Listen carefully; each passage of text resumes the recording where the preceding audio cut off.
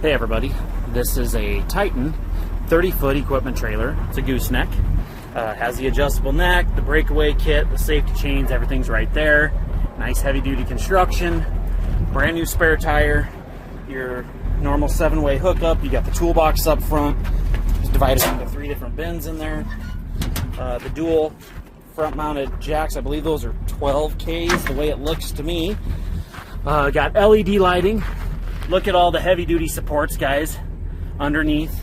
So they got the angled supports coming in, so you don't have to worry about twisting the deck on a heavy load.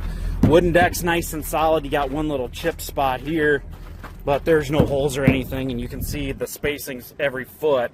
You can see all the steel spacing. So very heavy-duty trailer. Tires look like new within the last year to me. Mud flaps.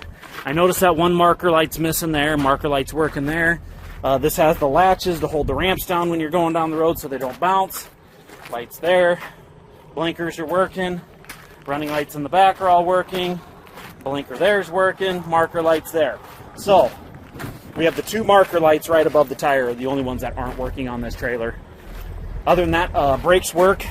I toggled it in the truck pulling forward, and the axle's drugged, so the brakes are in working condition. Trailer is ready to hook up, go down the road, head home, go to work. And again, triple axle, pretty much, or no, it is all new tires all the way around.